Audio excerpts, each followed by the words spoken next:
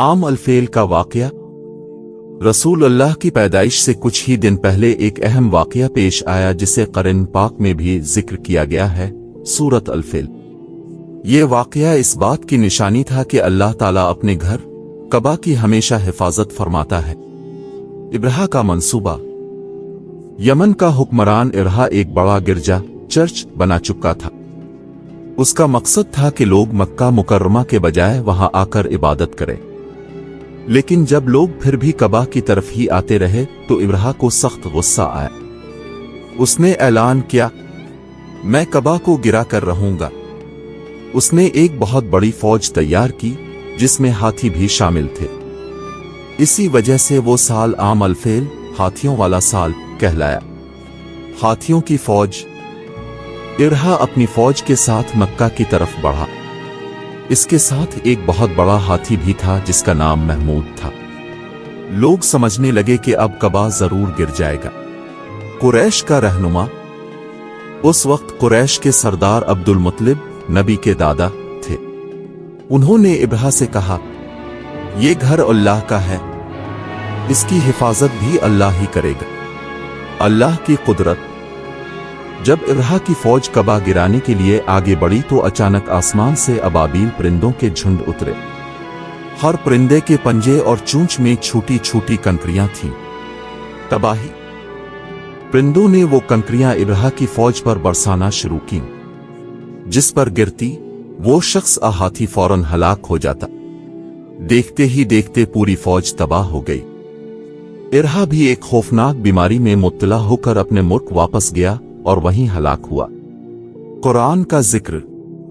अल्लाह ताला ने फरमाया, क्या तुमने नहीं देखा कि तुम्हारे रब ने हाथी वालों के साथ किया? क्या इसने उनकी चाल को नाकाम ना बना दिया और उन पर झुंड के झुंड परिंदे भेजे जो उन पर पथरीले डिले बरसा रहे थे। सूरत अल-फैल 1:4। सबक। अल्लाह अपने घर कबा की हिफाजत खुद फरमाता है।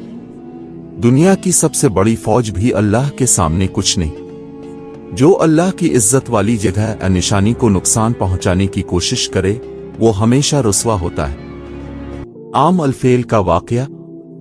रसूल अल्लाह की पैदाइश से कुछ ही दिन पहले एक अहम वाक़या पेश आया जिसे कुरान पाक में भी जिक्र किया गया है, सूरत अल-फैल। ये वाक़या इस बात की निशानी था कि अल्लाह ताला अपने घर कबा की हमेशा हिफाजत फरमाता है। इब्राहा का मंसूबा। यमन का हुक्मरान इब्राहा एक बड़ा गिरजा चर्च बना चुका था। उसका मकसद था कि लोग मक्का मुकर्रमा के बजाय वहां आकर इबादत करें। लेकिन जब लोग फिर भी कबा की तरफ ही आते रहे तो इब्राहा को सख्त गुस्सा आया। उसने ऐलान किया, मैं कबा को गिरा कर रहूंगा। उसने एक बहुत बड़ी फौज तैयार की जिसमें हाथी भी शामिल थे। इसी वजह से वो साल आम अल-फैल, हाथियों वाला साल कहलाया। हाथियों की फौज। इब्राहा अपनी फौज के साथ मक्का की तरफ बढ़ा। इसके साथ एक बहुत बड़ा हाथी भी था जिसका नाम महमूद था। लोग समझने लगे कि अब कबा जरूर गिर जाएगा। कुरैश का रहनुमा। उस वक्त कुरैश के सरदार अब्दुल मुत्तलिब नबी के दादा थे। उन्होंने इब्राहा से कहा, ये घर अल्लाह का है, इसकी हिफाजत भी अल्लाह ही करेगा। अल्लाह की कुदरत। जब इब्राहा की फौज कबा गिराने के लिए आगे बढ़ी तो अचानक आसमान से अबाबील परिंदों के झुंड उतरे। हर परिंदे के पंजे और चूंच में छोटी छोटी कंकरियां थीं। तबाही। परिंदों ने वो कंकरियां इब्राहा की फौज पर बरसाना शुरू कीं। जिस पर गिरती वो शख्स हाथी फौरन हलाक हो जाता। देखते ही देखते पूरी फौज तबाह हो गई। इब्राहा भी एक खौफनाक बीमारी में मुब्तला होकर अपने मुल्क वापस गया और वहीं हलाक हुआ। कुरान का जिक्र। अल्लाह ताला ने फरमाया, क्या तुमने नहीं देखा कि तुम्हारे रब ने हाथी वालों के साथ किया? क्या इसने उनकी चाल को नाकाम ना बना दिया और उन पर झुंड के झुंड परिंदे भेजे जो उन पर पथरीले डिले बरसा रहे थे। सूरत अल-फैल 1:4। सबक। अल्लाह अपने घर कबा की हिफाजत खुद फरमाता है। दुनिया की सबसे बड़ी फौज भी अल्लाह के सामने कुछ नहीं। जो अल्लाह की इज्जत वाली जगह निशानी को नुकसान पहुंचाने की कोशिश करे वो हमेशा रुस्वा होता है। अबू जहल का इनकार। रसूल अल्लाह ने जब लोगों को अल्लाह की वहदानियत और सच्चाई की तरफ बुलाना शुरू किया तो कुछ लोग ईमान ले आए, लेकिन कुरैश के सरदारों में से एक अबू जहल सबसे बड़ा दुश्मन बन गया। अबू जहल का तकब्बुर। अबू जहल का असल नाम उमरो बन हशाम था। कुरैश इसे अक्लमंद और ताकतवर समझते थे, लेकिन हक जानने के बावजूद उसने तकब्बुर और जिद की वजह से इस्लाम कबूल ना किया। वो कहा करता था, अगर हम बनी हाशिम के नबी को मान लेंगे तो हमारी सरदारी और बरतरी खत्म हो जाएगी। रसूल की दावत पर रद्द-ओ-अमल। जब नबी सफा पहाड़ पर चढ़कर कुरैश को इस्लाम की दावत देते तो अबू जहल सबसे पहले आगे बढ़कर शोर मचाता, मोहम्मद जादूगर हैं, ये अपने आबा व अजदाद का दीन छोड़कर नया दीन लाए। वो लोगों को इस्लाम से रोकने के लिए झूठी बातें घड़कर फैलाता। सबसे बड़ा दुश्मन। अबू जहल ने सिर्फ इस्लाम का इनकार ही नहीं किया बल्कि मुसलमानों को सताता, नबी की तौहीन करता और आपको नमाज पढ़ते वक्त तंग करता। एक दिन इसने कहा, अगर मैं मोहम्मद को सजदे में देखूंगा तो उनकी गर्दन पर पांव रख दूंगा। लेकिन जब अब सजदे में गए और वो आगे बढ़ा तो अचानक उसने देखा कि एक आग की दीवार जैसी तलवार उसके और नबी के दरमियान हाइल हो गई। ये मंजर देखकर वो खौफजदा होकर पीछे हट गया। कुरान का बयान। अल्लाह ताला ने अबू जहल के इनकार पर कुरान में फरमाया, हरगिज नहीं, इंसान जरूर सरकशी करता है जब वो अपने आप को बेनियाज समझता है। सूरत अल-अलक 6-7। बदर में हलाकत।